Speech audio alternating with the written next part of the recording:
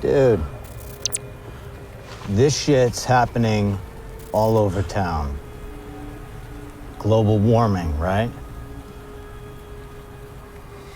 What's up, everybody? Welcome back to another breakdown of Castle Rock. This is the season finale, episode 10, Romans. Now, before we get started, there are spoilers ahead, so if you haven't watched episode 10, you better go watch it first, then get back here. Now, even though Castle Rock has come to an end, make sure to subscribe to Universe, where we got you covered for comic deep dives, TV breakdowns, and movie reviews. Okay, let's jump right into it. And I just want to say, this has been a wonderful season. I'm shocked how much I enjoyed this show from beginning to end. Now, with that said, I would be lying to you if I didn't want more at the very end there. I wanted a little bit more. I feel the same way, actually. The journey has been fantastic. Yeah. From the refreshingly slow pacing of the first 4 or 5 episodes, which I delighted me, to the later episodes 7 through 9, where it gets heartbreaking, a little bit mind-bending, a little bit chaotic. I think Castle Rock has really set itself up as a show to keep an eye on. Yeah. And week after week in the comments on our videos, there have been so many just awesome fan theories and conversations going on in the comments. Like, it's a good show for all of those reasons. However, for me, it didn't stick the landing. You know, episode 10 fell kind of flat for me. I feel like there were some miscues, some moments that didn't quite fit, some plot things that aren't tied together very well. You know, a lot of the stuff with Warden Potter I didn't quite connect with. The conclusion for Molly didn't feel as emotionally strong as the introduction of that character. And there's just a few other odds and ends that we're going to talk about a little bit later in this video. Yeah. Before we talk about the kid and the ending, let's go over a few tidbits we don't want to miss that happened in the finale. First off, let's get started with Shawshank. It's shutting down. I don't have to worry about Shawshank in season 2. It's all good unless they happen to go back to the 50s or 40s and... Barring a time shift, Shawshank is closed for now. It's an anthology series, so who knows? We'll see. But it's gone. The Zaleski shooting has seemed to have shut down that prison once and for all. It's a shame, too, because, you know, the prison work program was going so well. They helped put out the fire. They helped find that kid like 27 years ago. This is true. They had to put out that fire because they didn't talk about it again for 4 episodes. So, hey, Something. Good job, guys. I do have to admit that I'm a little bit disappointed that my prediction did not come true, that there was going to be some kind of cult sacrifice thing going on with the prison work program. There, you know, it was in the newspaper clippings. It just seemed like those newspaper we're gonna get out there to the woods. I don't know. I've got to get to the hospital. You see, I love Alan being born, so I'll stay at the hospital 3 extra days this time, and Alan will be at my side. How about that? And then Molly saves Ruth, not Henry, because Henry had a little accident on the way to pick her up. Yeah, he had a car accident.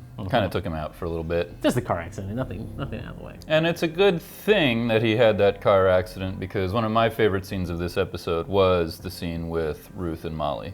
Me too. You know, for all of the stuff that they did with like ideas of multiverse and time travel, this scene fit right in there. The dialogue was great, their acting is great.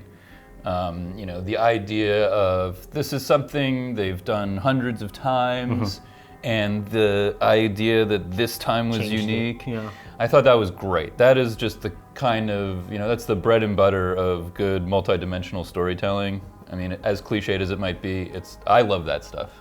You went away with Alan. You already had a bag packed.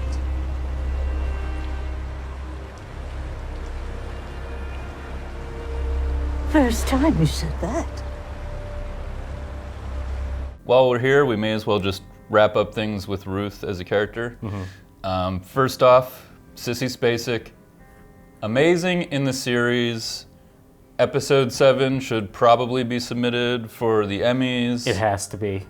And she's great. There aren't going to be many performances, I think, this year that come that close. Not at all. In a 10-episode series. Going back to Warden Porter for a second, the kid apparently leaves one of his soap carvings for the new warden, which quickly leads to her assuming that he's actually the devil for some reason, and then we say goodbye to the new and now former warden.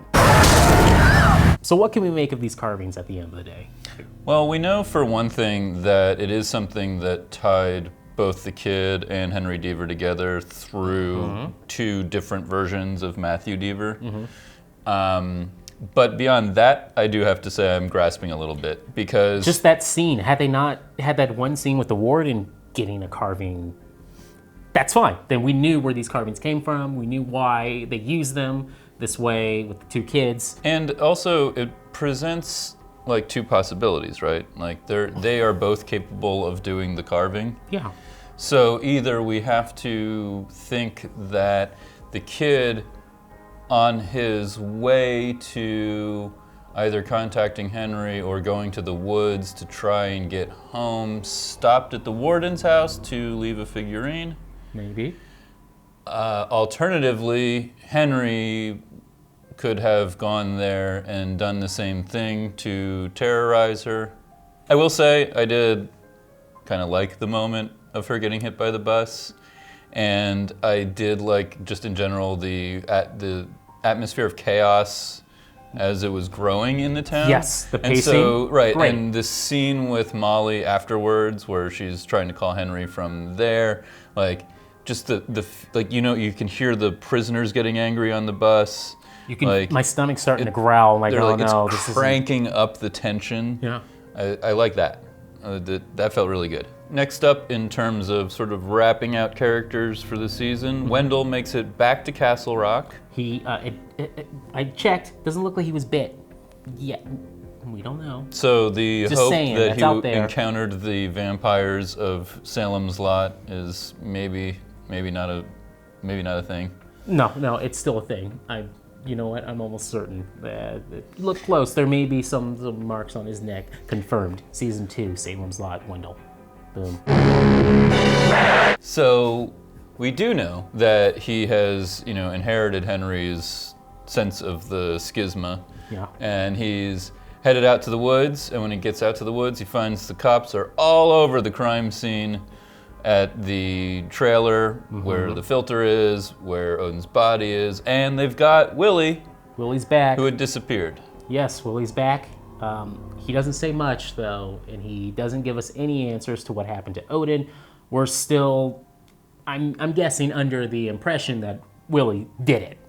I have to say, I was a little bit bummed at how little Willie we got in this episode.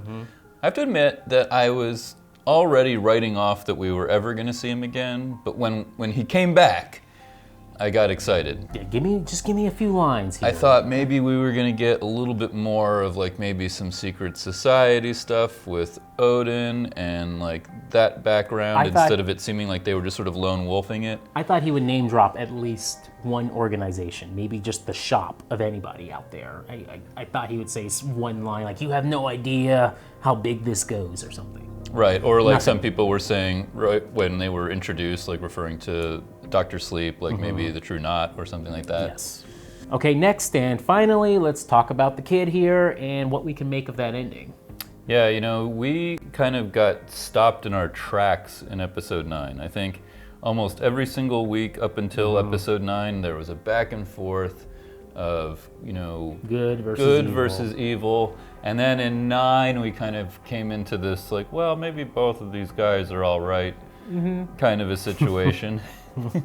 Hey, it's just, because of time travel, screwing around in different worlds, multiverse. And then we get to episode 10, and episode 10, I think, leans heavily one way rather than the other, Yeah, with a very little bit of wiggle room.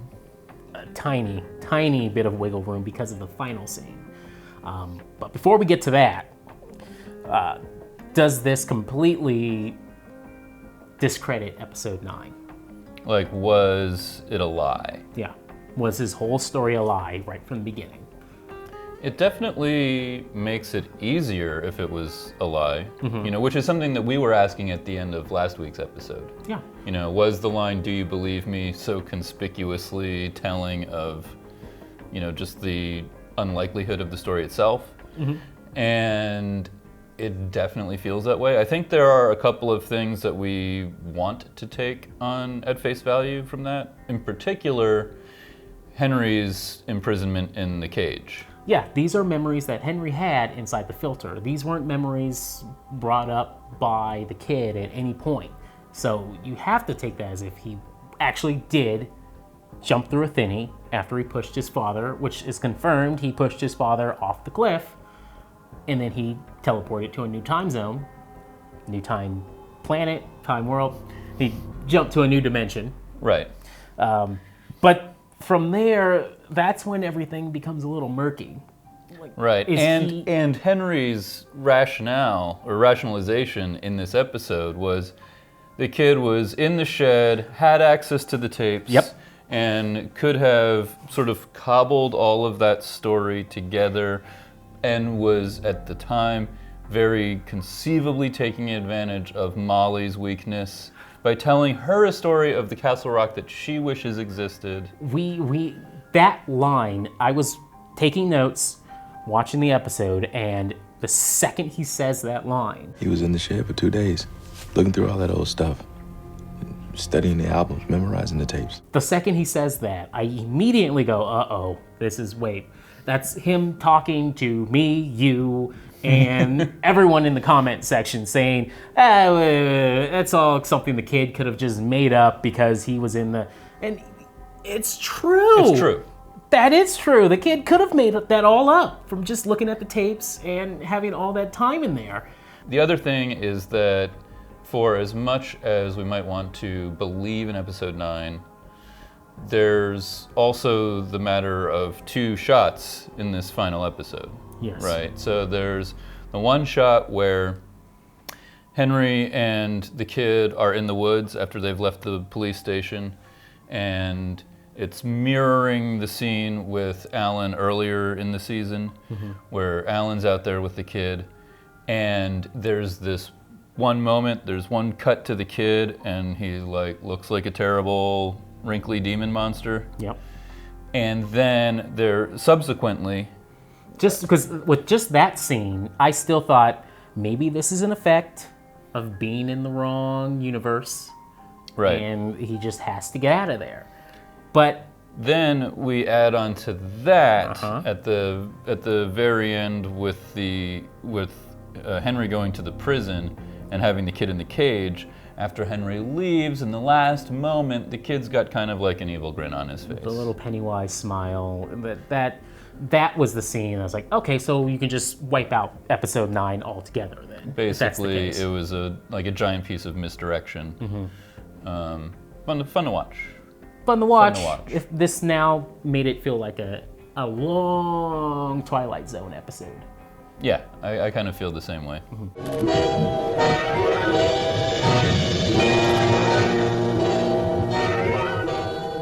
Basically, as we have it, the kid was in fact something horrible. Yes, he was that devil, Satan demon. Warden Lacey did the right thing. Because now we can say that, well, Warden Lacey probably saw that same face. And Alan probably saw that same face when he opened up the trunk. And Right. that's why he was like, oh shit, and closed it and said, drive off, good sir. Even without that, Demon doesn't age, kept in cage. I'm there. I'm still following you. Then he emerges, and when he gets out, he takes the opportunity to exploit what knowledge he does have about these people. It makes sense that you don't remember.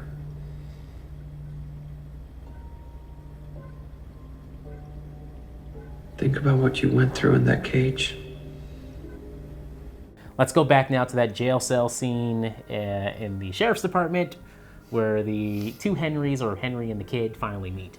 Yeah, I really liked this sequence. Probably the best in the episode, and actually even one of the best in the season. Easily. Honestly. Now we've got them both in one place together and finally talking. The kid was not very talkative until now. And now he's sort of making his final play on trying to get the heck out of this reality. At this point, it's still convincing, right? He's talking about getting to the woods. He's been there before and it didn't work.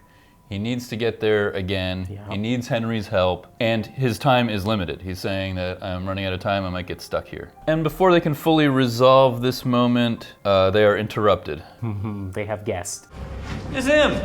Nick Cage! At that moment, you're thinking, oh, here we go. This is it.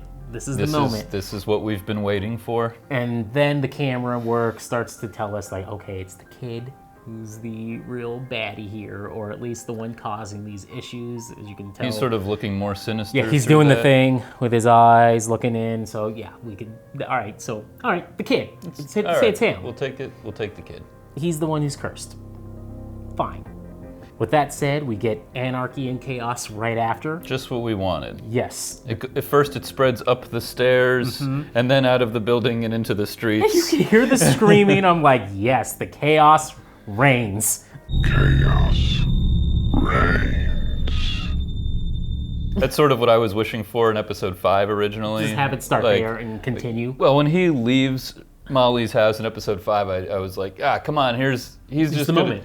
The town's about to fall apart. And when that didn't happen, I was definitely disappointed, but I, had this sense of hope that it would happen still.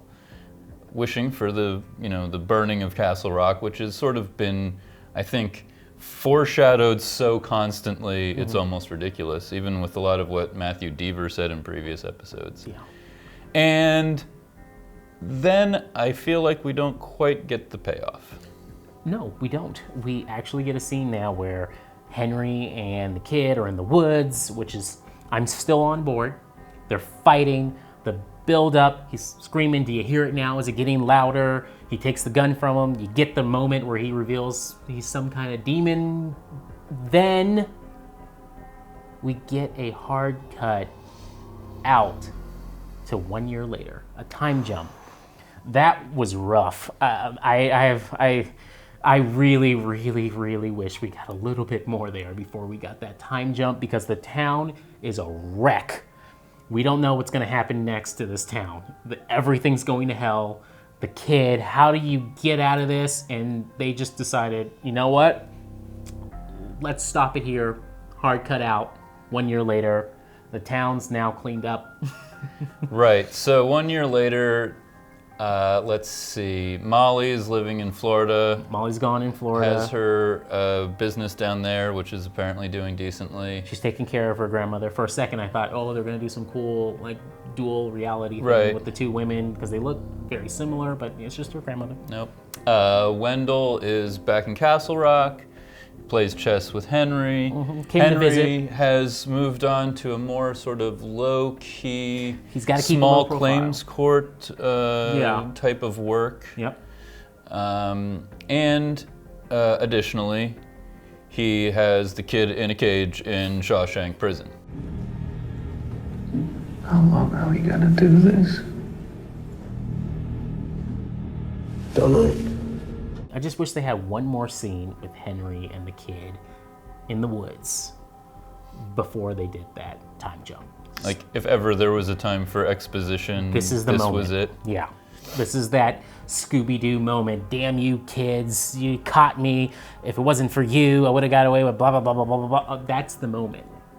And That's the thing that is definitely missing about the show leaning so heavily into the kid being evil, is that it is absent a motivation or like an explanation for that.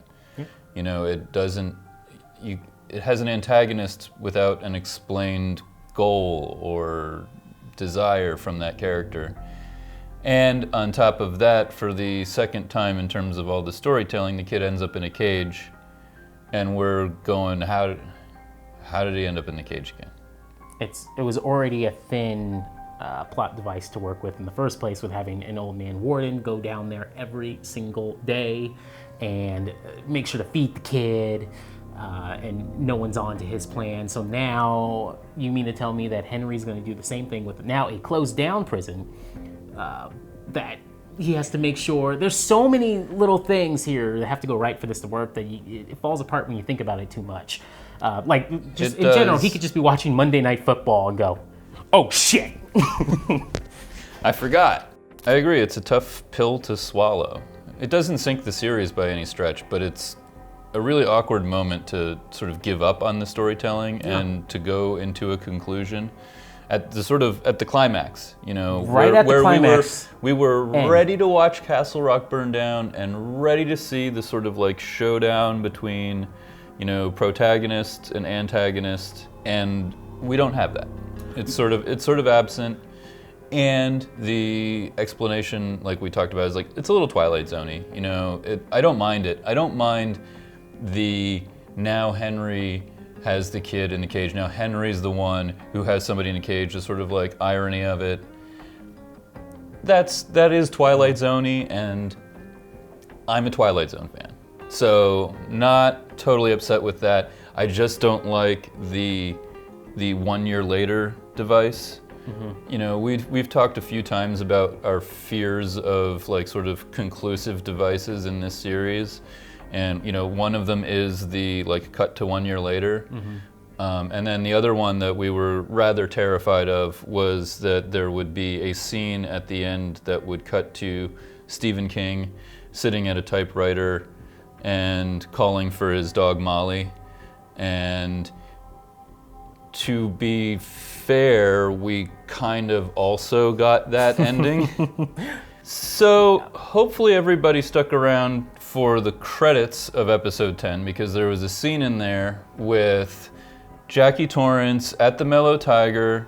She's wearing an ugly Christmas sweater, it's Christmas time, and she's finishing up her book about what happened in Castle Rock. Or at least her retelling of the events that took place at the bed and breakfast.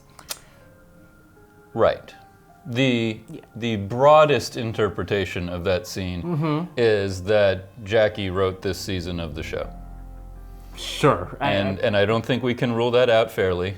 I don't think that's where they went with it. I don't know. As much as I think it was all just a dream, it was all just the book, whatever is sort of a little bit obnoxious, I don't totally mind it in the context of this show. I mean, it is about, Stephen King's novels, having there be this sort of authorial character. I'm fine with that. Tie the seasons together might be an okay device. And, Jackie's cool, we can have her back. And, she says she's on a research trip. She's going to be going to the Overlook, where, her uncle went crazy. So, maybe as she gets to the Overlook, she writes each season. Maybe by then, eventually we have a season at the Overlook. I don't know. I don't think this season was written by Jackie Torrance. I think that she just was writing her novel. It was a cute little scene about what happened, her interpretation of what happened at the B&B. That's it. That's all I got. That is probably the more reasonable interpretation of that scene. It's supposed to be a cute little nod, again, to The Shining. And she's going to the Overlook. Take us with you, but I don't think we're going that direction for Castle Rock. We'll see.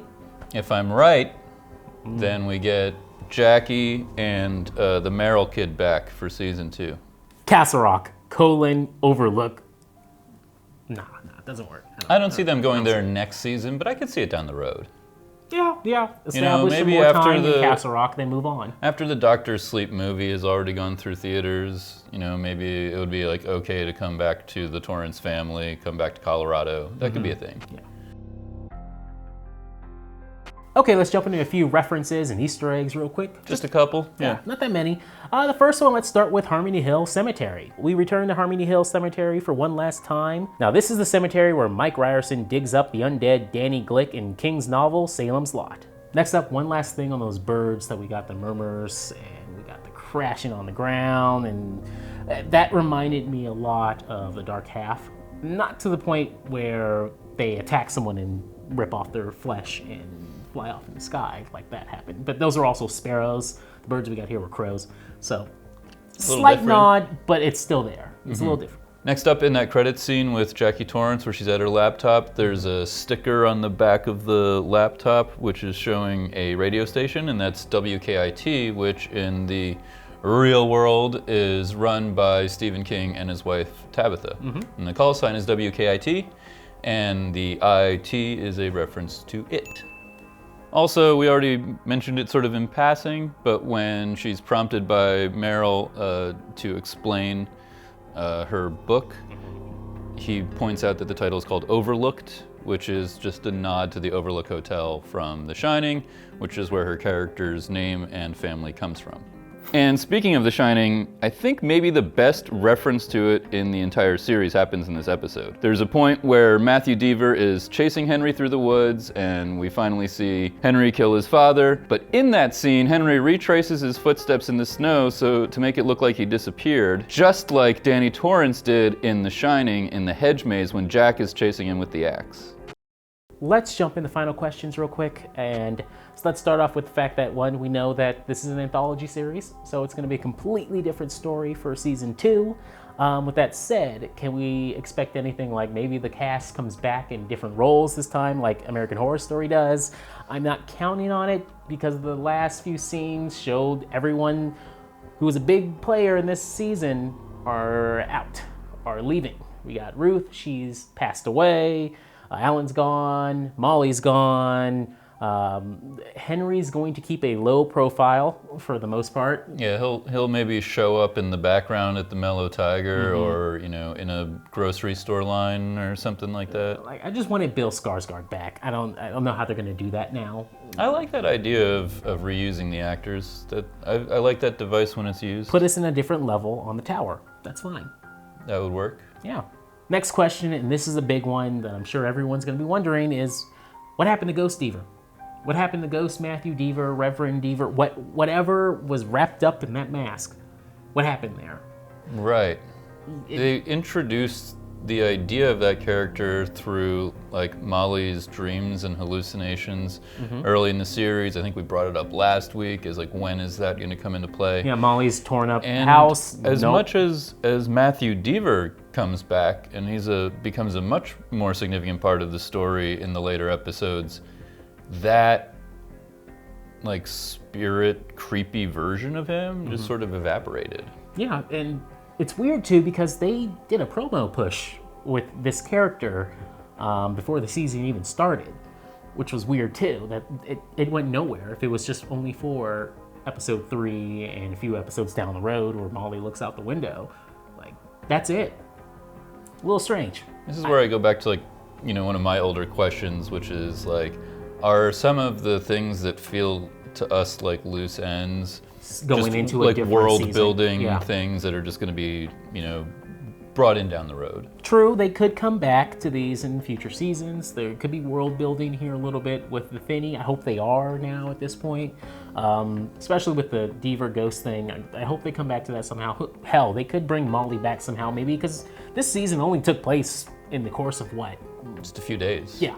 Yeah. Overall, so Molly could get a call, for an emergency call, like, you gotta get back in town, it's your sister, and something's happened, she's been bitten by a vampire, whatever. And, you know, to be fair, right, like everything that Odin Branch said about, you know, the schisma is like the trying to reconcile like multiple dimensions and things that are wrong with like time, you know, those things that we see in that transition with like, you know, the prisoners and the woman with the knife, you know, the bandaged Deaver could just be another manifestation of those things that need to be reconciled and could easily return for that reason. Now let's get to a couple of your comments to wrap out this episode. Kyle George says, I think the stuff with the 2 women and the prisoners that escaped and are being chased have nothing to do with this season and are going to be explained in another one since the show is supposed to be an anthology series. Troll on a Roll says, the 2 prison escapees are black and white and appear to be elderly. Could this be an alternate timeline where Andy and Red escape together from Shawshank? In terms of a way to interpret the show at this point, I think we've spent a lot of time looking at how it relates to Stephen King canon. And given that the show has created this like kind of like alternate timeline possibility, it opens the door for just about any reference to just be an alternate version of something from another story or another place in kind of a cool way. I want to believe that because after this episode 10, we didn't get anything on them at all. Right. So you have to think that maybe they're going to come back to this in the next season. I hope, or that's just another plot hole there. But It could be that a lot of the loose ends that we've talked about from time to time are just part of like a sort of broader world building for the series itself, and that a lot of things might be recurring. yeah. And on that note, we will see you all back here next week where we're going to break down what we want to see for season 2. Yeah, make sure to let us know in the comments what you want to see in season 2. Any final thoughts you have on season 1 as well.